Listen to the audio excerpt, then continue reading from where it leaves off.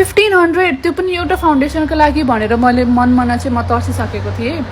तर किनिसकेपछि चाहिँ लगाउँदै जाँदाखेरि अब 3 दिनै पनि लगाइदिएन अनि कहिलेकाहीँ लगाउँदाखेरि धेरै पनि युज गरिनँ। आज त मैले अलिकति धेरै युज गरेको कम्पेरिटिभली बिकज क्यामेरा अगाडि लगाउँदै थिएँ, त्यही भएर अलिकति राम्ररी देखिनको लागि।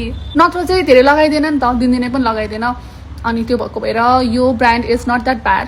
मेरो खास यही किन्छु त्यो किन्छु, यो ब्रान्डको किन्छु त्यो ब्रान्डको किन्छु भन्ने केही पनि थिएन।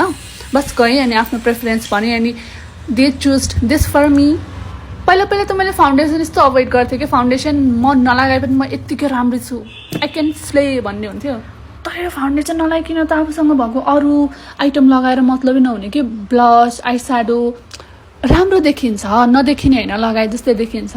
तर फाउन्डेसनले खुलाउँदो रहेछ, राम्री देखाउँदो रहेछ, हल्का फुल्का अनुहारको दाग पनि छोपिदिँदो रहेछ।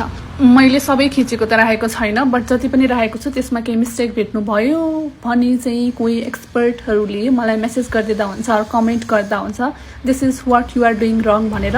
र आजको मुख्य कुरा, भोलि दिदीको इक्जाम छ, 22वटा च्याप्टर हेर्नै बाँकी छ एन्ड स्टिल दिदीलाई फाउन्डेसन, मेकअप, ब्लस अनि आई स्याडोजको कुरा गर्दैमा ठिक्क छ। अहिले गएँ गाइस, म बाई बाई, पढ्नु छ, इक्जाम आयो।